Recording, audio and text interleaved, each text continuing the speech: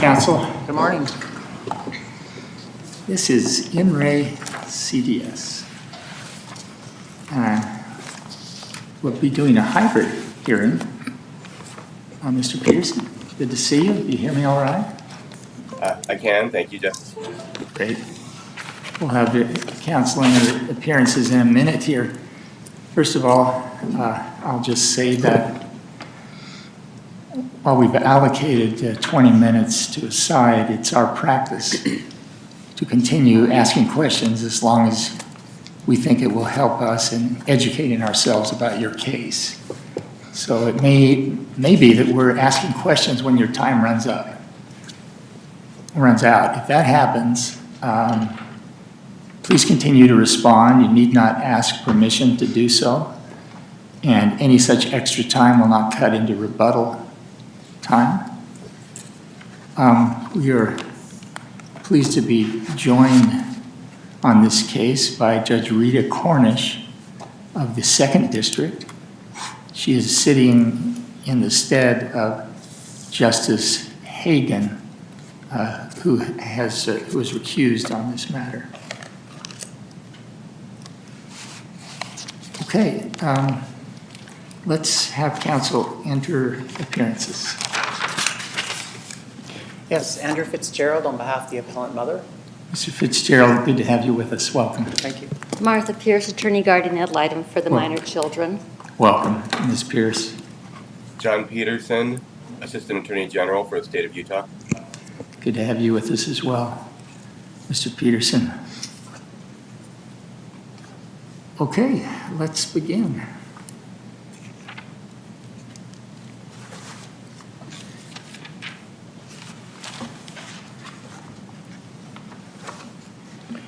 Thank you and good morning. It's a pleasure being here, not only because we are live and alive, and that is something exceptional, but also because we're here on a child welfare case that this court doesn't deal with all that often. The lower court, of course, deals with it. But it's important and it's substantial because this is a type of case where the court can view its decision through the eyes of what is in the best interest of the child and what is in the best interest of children, future children, that these rules will be used and applied for or against. The other window that this court can view this case through is the dual goal of not only what is in the best interest of children, but unifying families and keeping families together. In essence, the child welfare system, its entire goal, lodged in the Utah Constitution and certainly the legislation, the rules that we apply are to unify families. This great state goal that no one would disagree with of its importance. The mother that I represent wishes to appeal her termination of parental rights order. The original time period, her trial counsel filed 1 day late, and the Court of Appeals below ruled that the court had no jurisdiction because she missed the deadline. However, we've cited in our brief several different theories of how mom still should be able to affect her appellate rights. One of which I'm not going to spend a ton of time on because I think the court probably wasn't as interested in this issue, but I do think it's a tool for the court was the ineffective assistance of counsel. Clearly, trial counsel missed the deadline specific to child welfare cases, missed it by 1 day, and that is no fault of the moms. And arguably, the definition of ineffective assistance of counsel is missing an appellate deadline. But you agree we didn't grant cert on that issue? I agree. That's not in front of Yes. us today. And I'm going to move quickly from that. But that is a method to allow mom to brief her case in front of the Court of Appeals. Second is this issue with Rule 52, A and C. This particular issue is probably of the most importance because what the court below has done is created a new definition of a party, and it has excluded mother, essentially a party of her own, but also perhaps a joinder party, from applying Rule 52C, which allows her to file a cross appeal.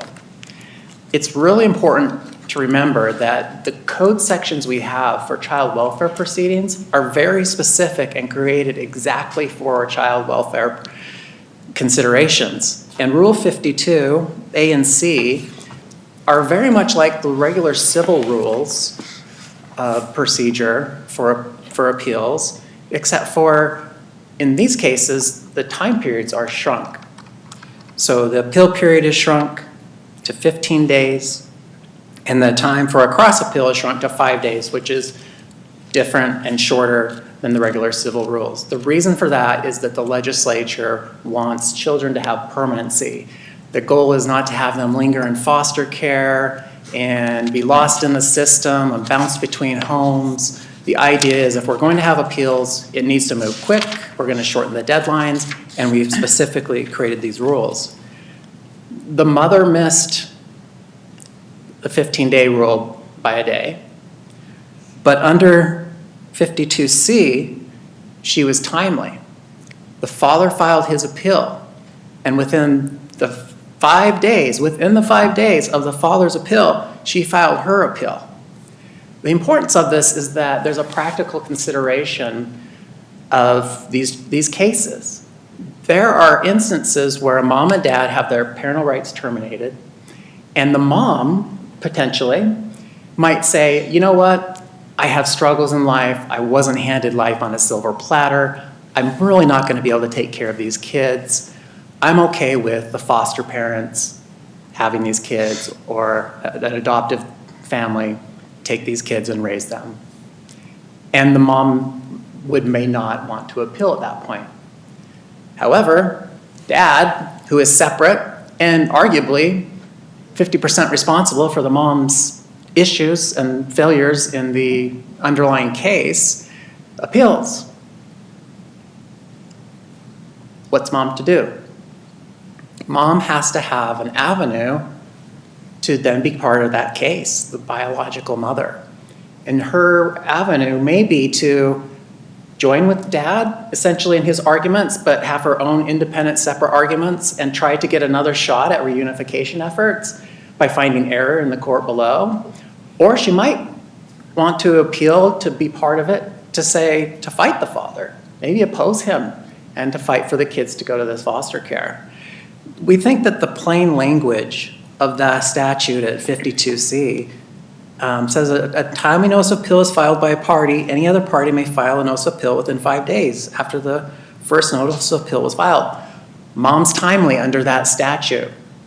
The Court of Appeals and some of the other parties are trying to argue that mom is not a party. And the reasoning and to reach that result seems very stretched. Mom was a party at the shelter hearing. Mom was a party at the permanency hearing. She was a party at the disposition hearing, the adjudication hearing. She was a party at the termination hearing. And now suddenly, the lower court says she's not a party. Nope, can't do it. Dad filed his appeal. You can't. You're not a party. It really comes down to whether she's a party to the appeal, whether she was already a party to the appeal, or was she a party to the case or to some of the proceedings in the case. Yes, I mean she's a party to the lower case because her initials are on it. Right, and that was consolidated, and I guess yes, you could argue maybe but I think everyone kind of agrees she was a party to the lower case. But yes, why should we not read 52C to reference those who are already parties to the appeal, already in the appeal? I don't understand the question. Well, she's a party to the lower case. Yes. Okay, 52C says party. Okay, so you can argue that what the guardian ad litem wants to do is, or then the Court of Appeals wants to do, is graft on to the appeal. I take it your argument is party, full stop, she's a party. Yes. Okay, so why, I'm asking you, why is the guardian ad litem wrong? Why should 52C not be read as party to the appeal? Because there's nothing in 52C that excludes, that has language that excludes mom as the party in that type of scenario. I think if that was the intention, it would be in there. And the scenario where I talked about where a mother, one party might appeal and the other party may not want to appeal, but once that other party appeals, there has to be a valve for the other party to exercise their appellate rights and achieve due process. And so it seems to me it's a stretch to say that mother is now a different type of definition of a party. The plain reading states that she can, within 5 days, any party. It says any party. And it says may. So it's not that she must, but she may. And it's the may that's very important for this mother to achieve her due process rights. So if we agree with your argument on 52C, should mother be considered a cross appellant, which in the usual case, and this is very different, this is different. Normally a cross appellant is in opposition to the person who appealed and challenges orders of the court that they wouldn't have necessarily challenged if there hadn't been an appeal. But here, would mother be a cross appellant, and if so, what would that look like? Or would she be able to have her own appeal as if she'd filed a notice of appeal in the regular course, and it shouldn't be any different? I think it's important that there is a distinction that mother's appeal can be independent on its own. So if father dismisses his, or if some sort of procedural failure takes place, hers can stand on its own. And in our brief, we've cited the things that she would argue to the Court of Appeals as her standalone arguments. But there also is that scenario where if they're a cross appellant, that mom might be challenging dad as somewhat as an intervener might in a case where they might be saying, hey, I don't want dad to have the kids. He beat me up for 20 years. I need to appeal this, and I'm going to fight him on it. And that could look more like a cross appeal, that situation.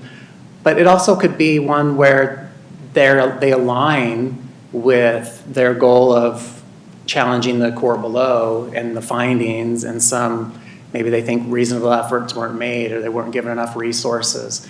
And they might want to, at that point, they could be joinders in some ways.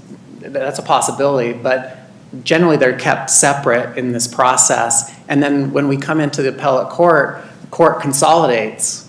And so we're dealing with them really as one, even though their interests might be divergent and the parents may not be married, or they might be really enemies. We consolidate them and for convenience, for judicial expediency, and move them through the court. And they very much might be divergent. And so I don't think whether they're divergent or on the same team, really, they need to have that flexibility. And I think that Rule 52 allows that flexibility. It allows a mother or a father to come in after the other party appealed and say, okay, I need to get involved in this. These are my kids too. In thinking about the questions that the Chief and Justice Peterson have asked you, do you have a sense of how it works under Utah Rule of Appellate Procedure 4, which is virtually identical in wording to 52, or how it works under the similarly, if not identically worded, federal rule, and how we treat those parties who file, in those cases, 15 days after the initial appeal? Do we treat them as cross appellants? Do we require that they be parties to the original appeal under Rules 4 under the federal and state rule? don't know about the federal, we touched on that before a little bit, but they're considered cross appellants. And one of the things we talked about in our brief was that there's nothing in the Rule 52 that suggests that it has to follow exactly the Rule 4. So I would thought that maybe you would want them to be treated exactly the same as Rule 4. Because Rule 4, at least from its heading, seems to cast a broader scope. I mean, we have this really interesting relationship between 4 and 52, where the actual text of the rules are identical, Very similar. but they have different headings. Yes. And we normally don't interpret a rule or a statute with reference to the heading unless there's an ambiguity in the rule itself. And so it seems to me that maybe you might want us to read 52 the same way we read Rule 4. If that reading allows a parent to get closer to exercising their appellate rights and their due process, then I think that is valid and makes a lot of sense. The idea is not to become courts of technicality and try to keep limiting, and making it harder and harder for a parent. The deck is already stacked against them, and we certainly don't want a system of experts, technical world with our own language to make it even harder for these parents that are typically indigent and have many problems and challenges. And so I think anything that's more inclusive would be a good solution. Can I ask a follow-up question to that? If we were to agree with you that mother's appeal was timely here, I'm just trying to figure out, and maybe the rules don't answer this, but what appeal she's part of. And it kind of gets to some of the questions that have been asked. But does she have her own appeal? Is she now in father's appeal? Because I think if I've read the record correctly, I think father's appeal has gone forward. And I think it's been briefed. I'm not sure exactly where it is in the process. It's somewhere in the process, but Right. it's moving. So if we were to reverse the decision of the Court of Appeals here, what would we be telling the Court of Appeals? That you need to allow mother to now insert herself into the appeal that's already filed, either as a co-appellant or as a cross-appellant? Because you've mentioned here there might be situations where someone would want to oppose the father's appeal or maybe argue for themselves. Or would we be saying, mother now gets to go forward, have full briefing, proceed in her own right? I'm just trying to figure out what appeal she's part of. We would be fine asking the court to consolidate for convenience, as we do with, I think, 99% of them. And so they move forward at that. But mom is going to have arguments that are independent to herself, that we've given some court, the idea of some, to the court of some of those. So she's going to have her own independent arguments. But some of her arguments also may merge into saying, hey, you know what? One of the reasons things fell apart was because dad has got a lot of problems and he's not great for me. And in some ways his actions sabotaged me and victimized me again. And hence why I'm here. And so, And I guess that makes sense to me if father's appeal had paused. yeah. Right? Like we'd consolidate, put them together. She could either make contrary arguments or arguments in her own right.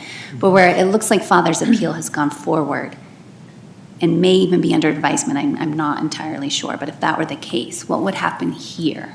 I don't think it makes any difference for her to not join father and to start from her position. It's not like they're married and wanting to parent together necessarily. Mother has her own rights separate from the father's to preserve, and mother's role and her specific talents and care and the things that she wants for those children. They're very much separate from dad's, and in the future very much will probably be separate. And so hers could run not consolidate with his, but on a different track, a slower track. And it wouldn't be any different than sometimes when we do have parents on a different track, each asserting to protect their parental rights. Okay, is that what you're advocating for? Is that what you'd be requesting that we do if we agreed with you? I think that would probably, yes, I think that would be, it could work both ways, but because the father's is down the road a ways, I think that having the mother start from opening brief would be more beneficial and what we asked for. What if the rules don't permit that, though? Do you have a fallback position? Well, you know, the Because other, I don't read the rule to allow a brand-new appeal. well, I think the court can rule that the lower court was not correct, and she would have her due process to do her briefing. And another way to reach that was the third issue about this minute order versus the bigger order. And I'm calling it the Friday order, which was the larger order, and I'm calling it the Monday order because one came on Friday, the weekend came, and the other one came on Monday. And under the Monday order, mom's timely, if that's the final order. We think there's multiple theories to suggest that that is the final order. One of which is the final order that the judge issued on the Monday has very specific findings. And those findings are reasonable efforts were made, termination of parental rights is in the best interest of the child and strictly necessary, that the efforts to find kinship was outweighed because they weren't able to find them. Court finds the family services made reasonable efforts. The court finds grounds for termination of parental rights exist. And then it went on to make specific orders to keep the children in the temporary custody of the Wilkins. The parental rights are. Can I jump in real quick? Yeah, I mean, sure. that minute entry, though, anticipates a more detailed set of findings, right? Yes. So had that minute entry been entered before those findings were entered, kind of in the normal course, it wouldn't have been final, would it have? I don't think it would have been. I would have appealed off of the last one. I mean, typically it's the last one unless it's really not a final order. So I would have gone off the last one, even if it was the bigger, more finding of fact looking document, I would have gone from the last one filed. It just so happens that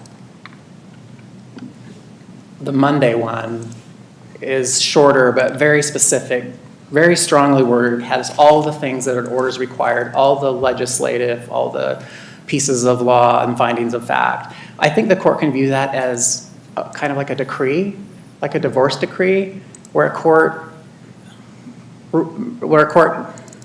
So deals with two parties and then, with respect to that minute entry, I understand it was signed on the Monday. When was it dated? the Monday. So it was the entered. actual caption of the minute entries was dated for the Monday as well, not just the signature on the Monday? Yes, I believe it was Monday. Yes, for both. So I view it as, in a divorce case or some other civil case, parties draft findings of facts and conclusions of law. They're very broad. They go through all the specific facts and applies the law. And then the court typically follow up after the parties have reviewed that and no one has any objections and order a decree. And the decree is typically smaller, very to the point. And that's one way you can view the Monday order. I think the other way you can view the Monday order was that the two orders really are one order, but the Monday order ratified the Friday order and essentially became one, with the Monday and Friday orders essentially being Monday, file stamped Monday. And so that's another way to look at it, that they really became merged as one. Or you could look at them as independent, as that being a decree. Either way, mom is timely under the Monday order. And it'd be really bad form for an attorney to not file on the Monday order and to file on, I mean, they could, in this circumstance, if you were really cautious, you'd file on both. That's not gonna make the clerks happy. But she's timely under that theory as well. And so whether it's ineffective assistance, whether it's the Rule 52, or whether it's the Friday and Monday order, mom should be able to have a means to exercise her due process rights. And we think that that is very important to have her judicial review and to work towards unity of families. Thank you. Thank you, Mr. Fitzgerald. So, Ms. Pierce, I understand that you split 10 minutes and 10 minutes? I have split the time, but there is one area where we're not in alignment, and that has to do with the issue of cross-appeal. May it please the court, my name is Martha Pierce, attorney guardian ad litem for the minor children. Our appellate rules are supposed to promote issues of clarity, finality, and certainty, and those principles align with the child's best interest. That's what this court found in re adoption of BB 21759, paragraphs 110 to 116. I want to begin with talking about the issue of party, because I think that obscures the issue. We're talking about status jurisdiction here, and so that's a very different thing. At the juvenile level, the case has as many numbers as there are children, because we're looking at the status of each child. The parents are parties to that case because each of them has a legal relationship to that child. The legal relationship of the mother does not depend on the legal relationship of the father. And so I think a useful question to ask is, could the court have proceeded separately on mother and father at the trial level? And the answer is yes, and the court often does that, particularly in domestic violence cases. The court could have proceeded separately on mother and father in the termination proceeding. And termination proceedings, this court found in 2002 Utah 127 NRAWA, those are also status cases, and it analogized it to dissolving a marriage because it's a legal relationship that mother has and a legal relationship that father has, and those cases could have proceeded separately. The site on NRAWA is 2002 Utah 127, and the paragraph is 22. So we're looking at dissolving that legal relationship of either parent. So yes, they're parties to the children's case, but that doesn't mean that mother is a party to the dissolution of father's rights, and it doesn't mean father is necessarily a party to the dissolution of mother's rights. And this court, the Court of Appeals recognized that when it assigned different appellate numbers to the two cases. So just out of curiosity, would you agree with me that it may be material to mother's decision to appeal whether father's rights are still in place? In this sense, they're both parties to the underlying case. Both of their rights are terminated. Maybe mom's fine with that so long as it's going to the foster children, but as soon as dad appeals, the mom thinks, well, now I've got a helper, maybe I'll appeal too, so that both of us have our rights reinstated at the same time. But if I appeal alone, I'm going to be a single mom. Or maybe, to add to that, she thinks the opposite. I'm okay if they're adopted by the relatives, but when the father appeals, she thinks, oh no, I don't want the children just going back to him. So now I need to throw my hat in the ring because there's a risk of maybe them going back to father, and I'm not okay with that. And if that's what she wants to do, and to provide notice to all parties that that is what she wants to do, then she needs to file a notice of appeal in father's case, under father's number. And so in this case, when she's purporting to file a notice of appeal in her own dissolution and in father's dissolution, she should have filed two notices of appeal, one in the case numbered 98, one in the case numbered 100. And that would have given notice to everyone. Because, look, is father here? He's not here. So if she's saying, I am a party to his appeal, he should have been here all along because his rights are clearly implicated in this, and we're just proceeding along as if he doesn't even count. So if she would have filed a notice of appeal in his case 5 days after his appeal, or if she complied with 52C, would she be a cross appellant in his appeal? I think she could have done that. I think she would have had to establish how she could intervene in his case. I'm not going to address. Why would she have to intervene under the language of Rule 52 in his case? Are you saying that Rule 52C operates to allow her to file an appeal in another case? Because under 5 days after? Under 52C, it says you have to be a party. And so she would have to establish that, yes, I am a party to the dissolution of his parental rights to this child, not my parental rights to this child. So the case that she filed under 100, that was the appeal of the dissolution of her parental rights. If she wants to be involved in the dissolution of his parental rights, she would have had to file a separate document in his case and said, here's how I am a party to the dissolution of your parental rights. And that's a theoretical thing, maybe she could have done that. So, and our rules require her to do that despite the fact that the juvenile court consolidated these cases and terminated parental rights in the same order, if I have that correct, right? There weren't separate orders in each case. Consolidated doesn't mean that it fused the two cases together, because it really made two different orders. It found separate findings on each parent. But in the same document. In the same document, it did do it, yeah, a lot of times the juvenile court documents do a lot of things, like they'll have disposition, they'll have adjudication, it's in the same document. But the court could just as easily have held two different trials.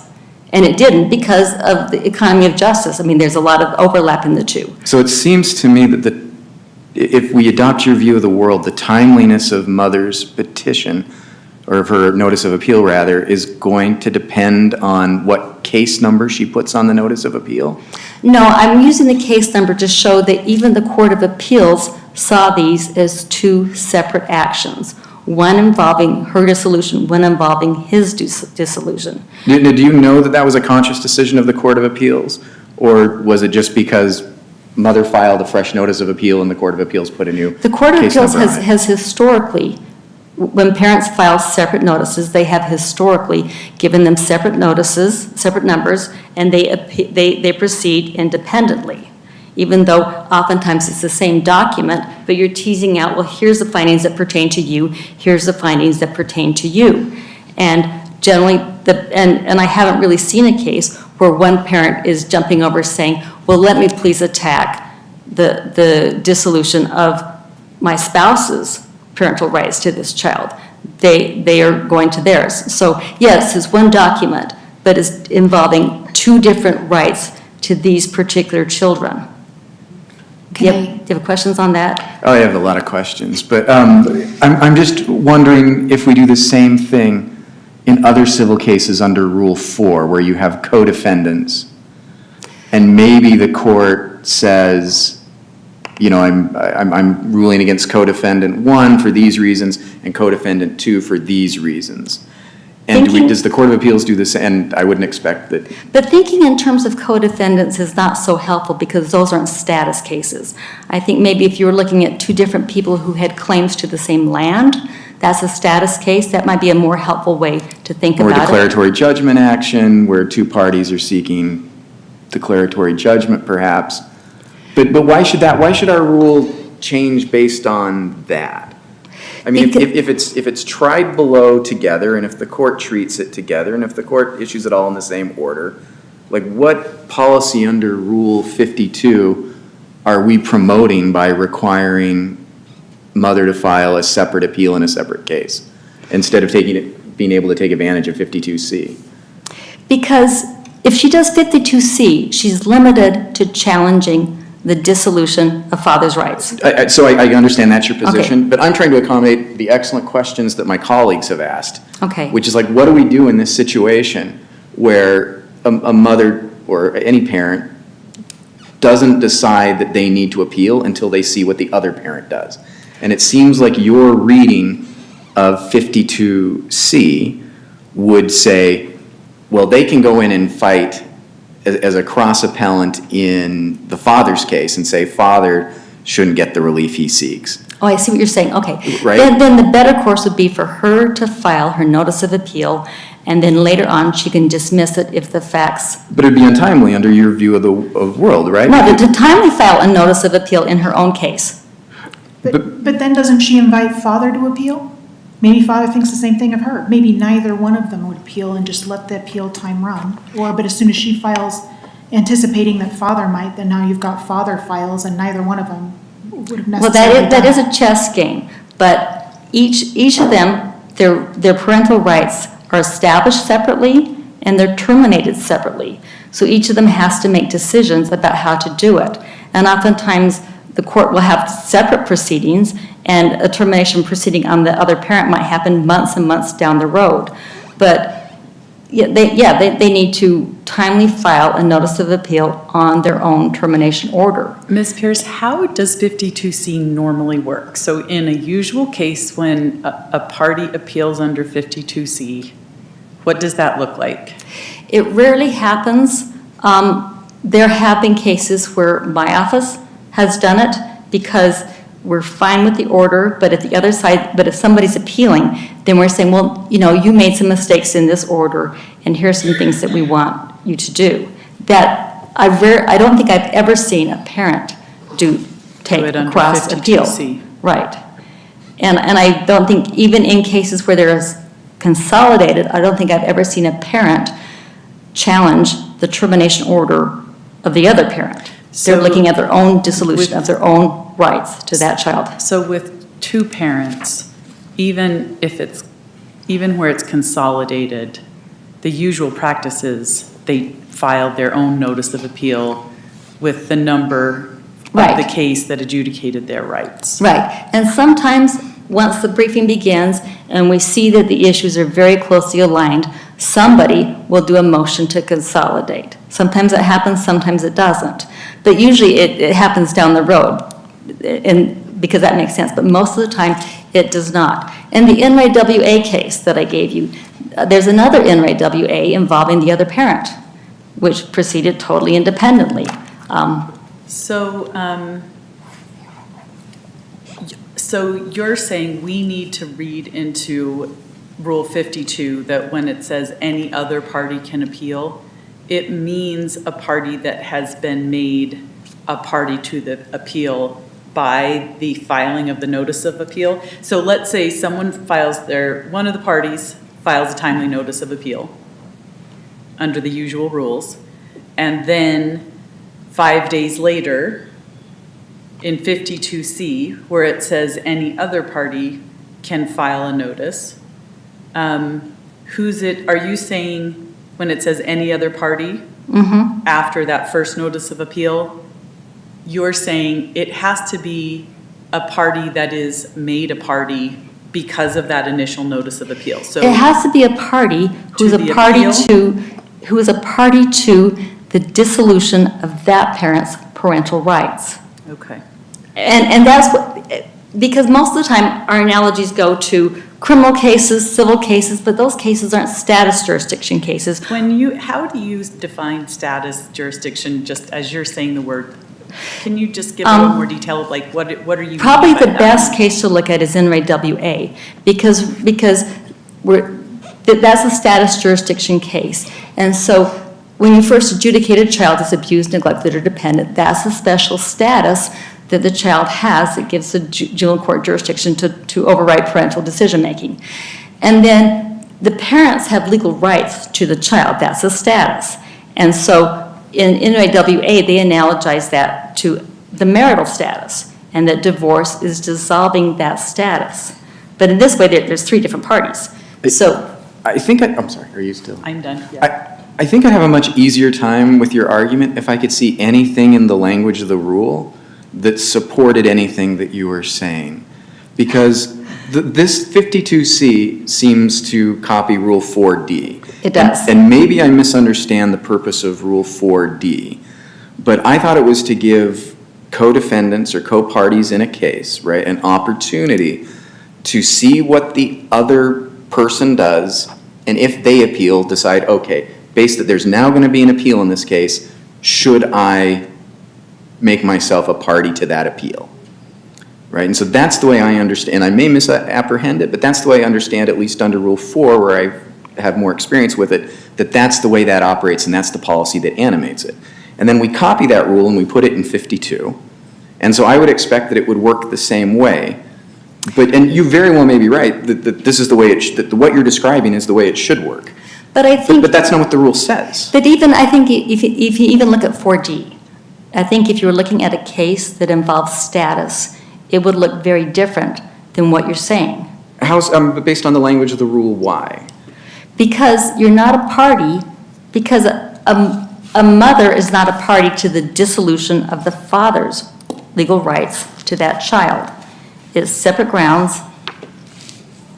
So So the mother in this case would have had to file 2 different notices of appeal, one to challenge the dissolution of her own rights and a cross appeal to challenge the dissolution of father's parental rights. So It's not the same action, it's 2 different actions. All right, so you're saying it's not I don't know if you're saying this, so correct me. So are you saying that in 52C, the question is not whether are they a party at the time of the appeal or are they a party in the district court? You're saying even in the district court, mother was not a party to father's case. Exactly. They're consolidated, but Right. she's never been a party. Exactly. And the juvenile court will often have separate proceedings, separate reviews, separate adjudications on 2 different parents, particularly in cases of domestic violence. And those proceed separately. You know, we have, It's a, I'm sorry, go ahead, finish. Bye. and because of the judicial resources, and because oftentimes the evidence is the same, it makes sense to consolidate them. But sometimes somebody will move to have them tried separately, and that's totally their right, because these are totally 2 different legal theories from 2 different people who have 2 different claims to 1 child. I'm sorry, you were going to say something. You know, in a lot of complex commercial or business litigation cases, you have multiple defendants, multiple claims. One defendant might have claims against him or her that are wholly independent of any other defendants. They may or may not be consolidated. Or they may have just been brought that way. A plaintiff sues multiple defendants. So my point is, in those kinds of cases, there may be certain claims wholly independent of other claims. And I take your argument to be, that's fine and good, but status is different. Status is different because father's dissolution has nothing to do with mother's dissolution. Well, but why? You know, I think your argument is, well, they're independent. Where's father today? But that's exactly the case in the example that I've given. I guess I'm looking for some hook on which we could go your way and distinguish between status cases and other cases where we have independent claims, where, as Justice Pierce has noted, there's no reference to that in the rule, whether it be Rule 4, Rule 52. So you're arguing a categorization that it's hard to see in the rules. It's hard to see, but this court has practiced it for years. It's practiced it. In my WA, there's a companion case that's 2002 Utah 126 that involves the other parent. Our appellate courts have consistently assigned them on separate tracks. And so it says a party can file a cross appeal. Well, that has to be a party who has an interest in the dissolution of father's rights.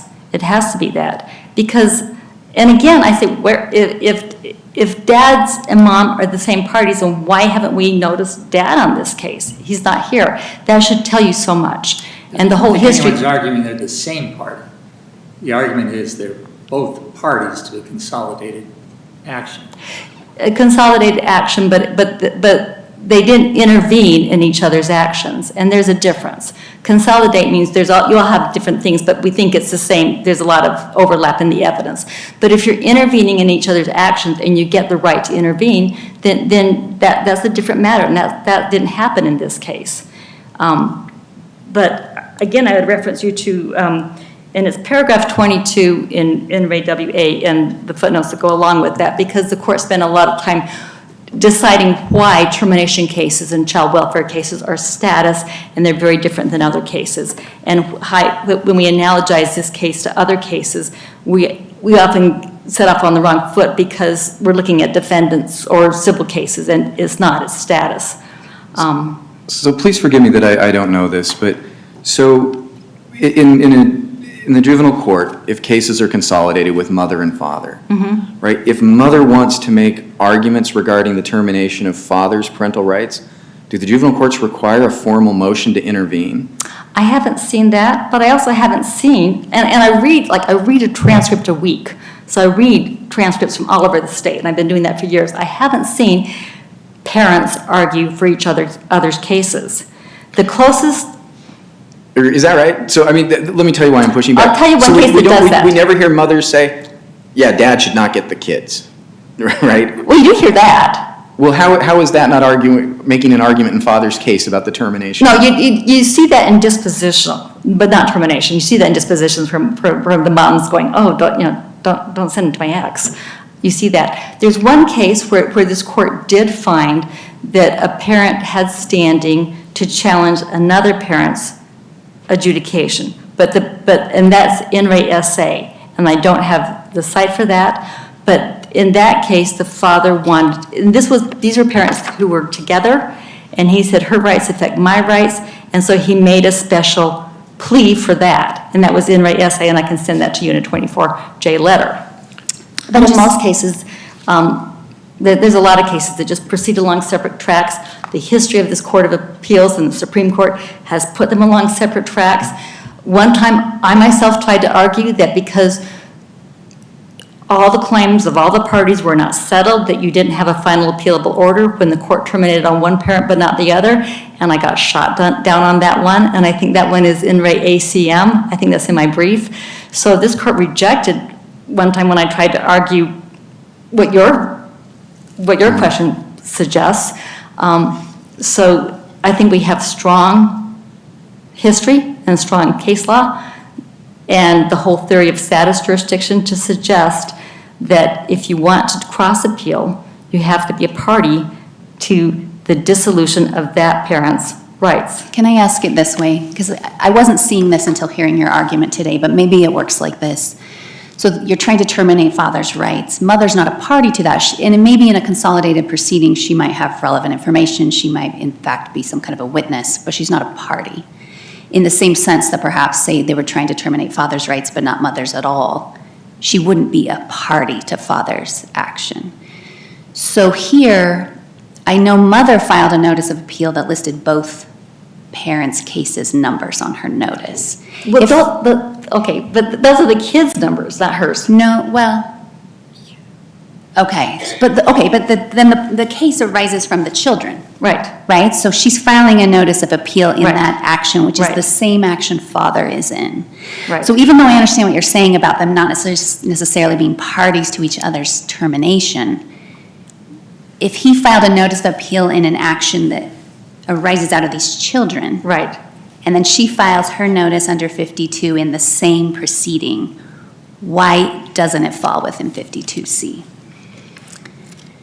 Well, for one, if she really thought this was a cross appeal, then she would have called the Court of Appeals and said, well, don't go give me a different number because I'm on his case. But that's just kind of a procedural technicality, and the fact that the court might handle it a certain way doesn't necessarily inform what this rule says, right? I mean, sometimes there's just ways that things get handled because that's just normally how it happens. But does that mean she should be precluded because the Court of Appeals gave it a different number?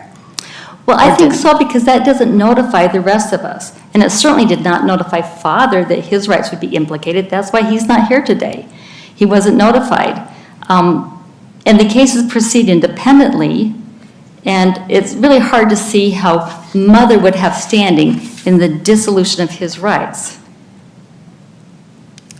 I can understand that argument, that she may not be able to make arguments about the dissolution of his rights, but if there's one action that he appeals from, and she appeals in that same action. Well, it's not one action, though. It's consolidated, but it's one document, and it's a consolidated action. So can let me But see the if court really should- So yeah. you have case numbers for both children in the juvenile court. Right. And then both parents are having their rights terminated. Are there separate case numbers for each termination? Or is that considered a proceeding within the case numbers for the two children? No, the juvenile court gives the numbers for the children. The children are assigned separate numbers. Okay. And then the parents generally do the appeals, and the parents' appeals are given different numbers and proceed along different tracks. And sometimes they're consolidated down the road, sometimes they are not. But you say it's one action, but the court has to find separate grounds for both parents and separate best interests for both parents. And so it's one document doing the job of two actions. But that's part of the proceeding on the children. Right. Okay. Because that really goes down to the legal interest in the children and the children's status. That does seem to cut against your argument if it's child-focused.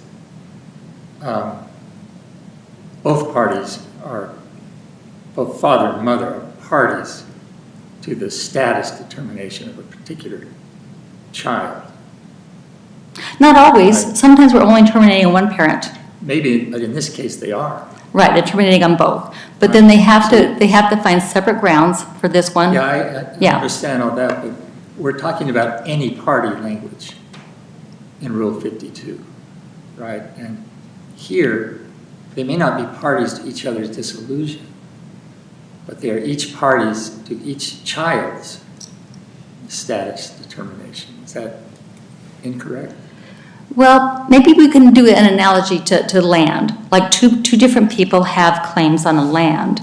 And so does that mean I can challenge the quit claim on your rights and the other, because it's almost like a quit claim. So can I challenge the quit claim on your rights and you can challenge the quit claim on my rights, or do they stand independently? Maybe, but maybe both parties can appeal a determination or cross-appeal. I don't know, but I think we have your argument in hand. Okay. Are there other questions? One more thing that I wanted to say is my opponent said that the state's interest at this point is in reunification, and that's not what this court has determined. Under Jensen versus Cunningham, 2011, Utah 17, paragraph 75, it says once you have rebutted the presumption of fitness, then the state's interest shifts to the best interest and welfare of the child. So it's a very different shift that the state's interest goes to. Thank you. No other questions? Thank you. Mr. Peterson. May it please the court, John Peterson on behalf of the state of Utah. Can you all hear me well? Yeah. Very good. It seems to be pretty clear what happened in this case is that mother intended to file a direct appeal, but her lawyer filed it 1 day late. And the question is really whether or not the cross-appeal provision saves that appeal. And it seems to me that most of the justices are generally of the opinion which is the same opinion I have, is that the language is pretty broad. As Justice Durant noted, in a case involving multiple defendants, when a person files a cross-appeal, it's a plenary appeal, whatever. All the cases I read, I haven't seen this court limit what can be raised in a cross-appeal very much, other than in limited cases like interlocks and things where you don't allow everything to be done when somebody's got an interlocutory appeal. To some extent, these cases are very sui generis. I think the Court of Appeals has struggled a little bit with the idea because, while each parent has constitutional rights that need to be vindicated, end of the day, as Ms. Pierce has noted, you're dealing with the same subject matter, which is these two children. And to my way of thinking, that almost makes the argument that the cross-appeal should be a lot stronger, because really you're dealing, while each parent has their own rights, they're inextricably tied to the same children. One question I have is, in 52C, if we look at the title, which may or may not carry any weight, it's referring to a cross-appeal, and usually in a cross-appeal, it's the person who won below or the party who won below deciding that they are going to appeal maybe a claim that they lost on, because now the other side is appealing, and so they're going to challenge something that they wouldn't have challenged because they overall won, but they're going to challenge something they lost on maybe.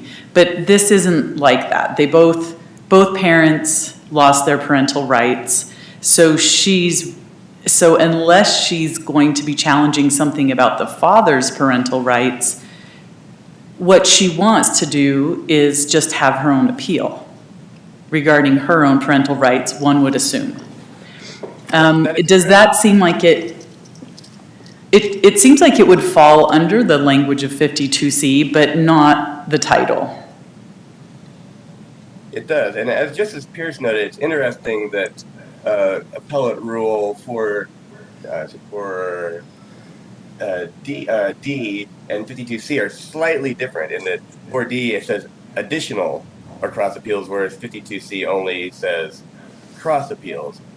And I think what the Court of Appeals decision rejecting her appeal was that really the spirit of the cross appeal rule is that you are typically the prevailing party and you don't really want to file your own appeal because it's not that important to you and you don't want to open that can of worms. But if the other party is going to go ahead and file that appeal, then you want to be part of it and you want to raise your issues as well.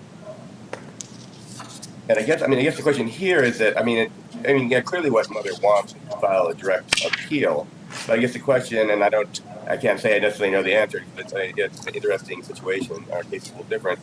Does the filing of a cross appeal open up, her to plenary review of all the issues, or really is she just a party to whether or not the father's rights should be terminated or not?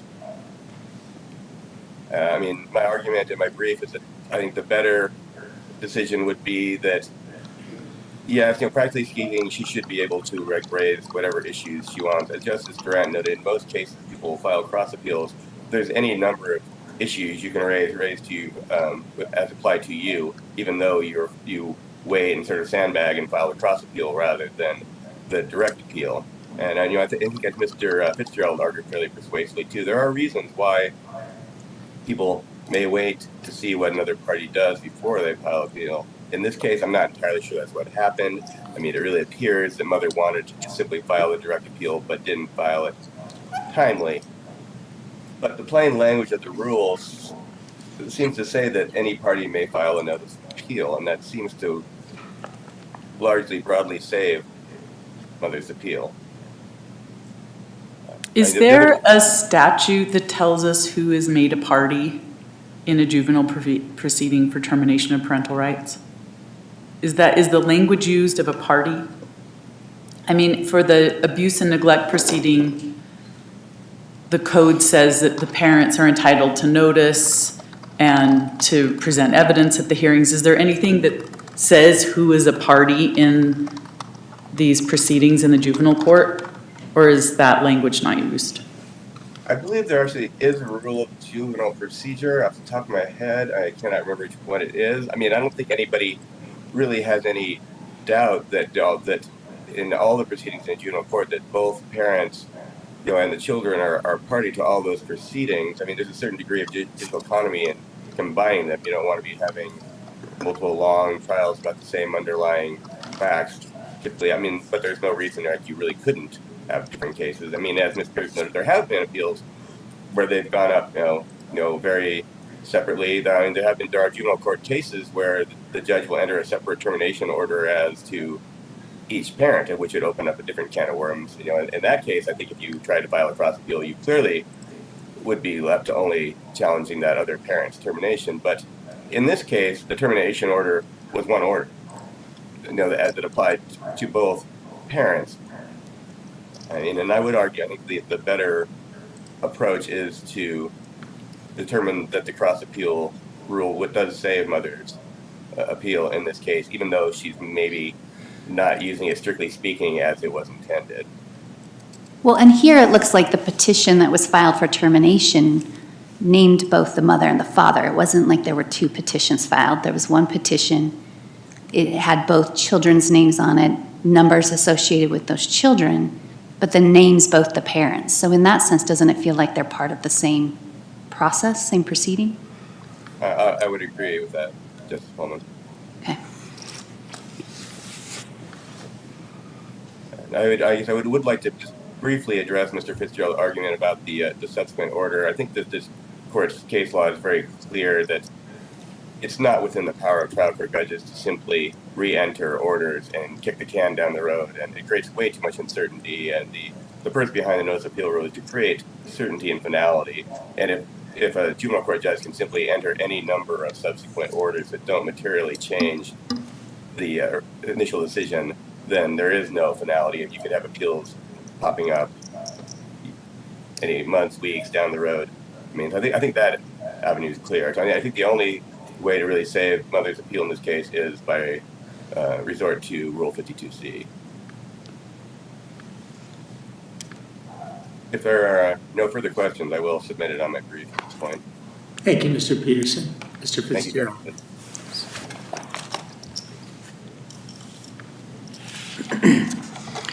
I do think it's important that the court is discussing that the case numbers are the children's case numbers.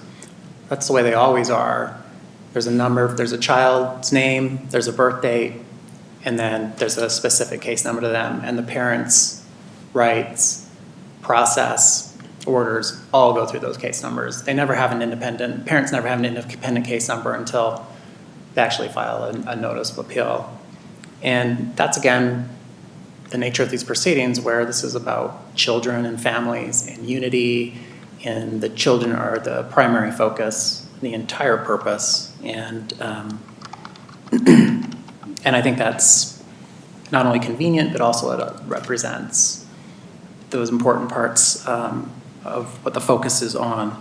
I think this court and the court below should be very careful about arguments made regarding child welfare cases that use the rules in a hyper-technical, very creative way to limit parents' access to judicial review. I would submit to the court that the evolution that has started many years ago, that has been, it's essentially a strategy on the part of the government, has been to limit, restrict, make it harder, make it more hyper-technical, make more hoops, make it harder and harder for those parents to accomplish judicial review. Can I ask you this? So if, let's say that we agree with you and we let mother, we consider her appeal timely under 52C, does she have a right to argue about father's parental rights? Does she have standing to say he shouldn't be able to overcome the termination? I think she does in under her the appeal? rule. I think she does under the rule. I think the rule, we've talked about the broadness of it, and we have arguments to try to restrict it. And it's very broad, and it should be very broad, to allow a mother to say, look, my purpose is to make sure dad doesn't get these kids, and that the kids go to the foster family or to my relatives, or maybe even his relatives.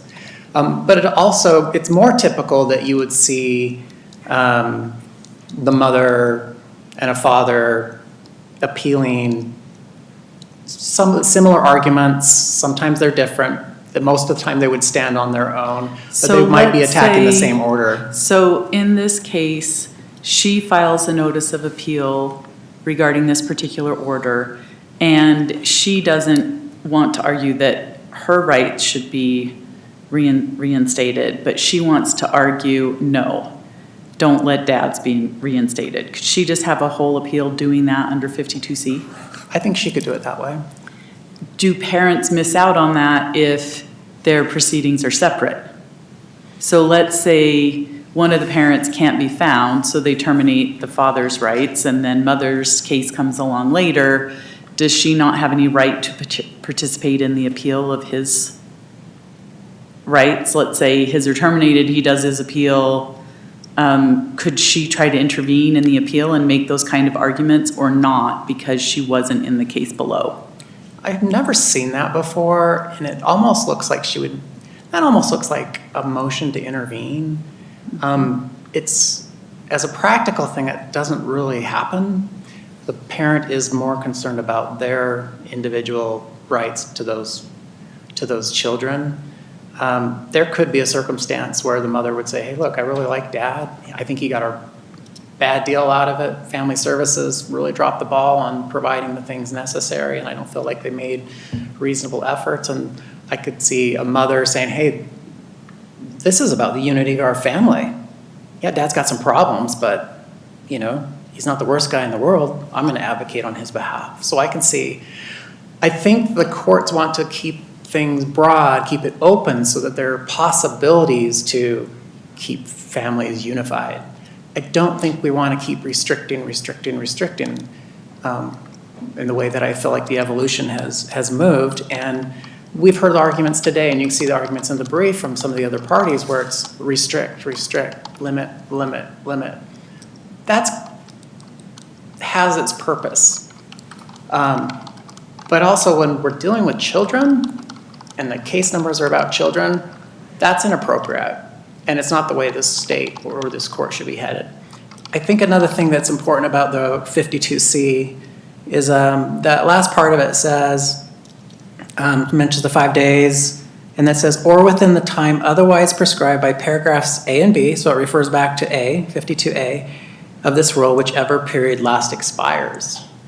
So one of the arguments, as what we were talking about previously, is that 52C doesn't really exist in isolation because it references back to the 15-day period in A, which suggests to the court it was designed, obviously, that way to allow a mother or a father to have that additional time once the other party files the appeal. I think the court can look at that, the plain reading of that, and see that, of course, that's the purpose of it. It references A. C and A are not separate. They are intertwined. And I think that's an important distinction. Thank you. Thank you, Mr. Fitzgerald. Ms. Pierce, Mr. Peterson, we appreciate your arguments. And we'll take this matter under advisement. We'll take a recess to reconstitute the court. When we return, we'll hear the case of In re Estate of Goldberg. Would all those in the courtroom please rise?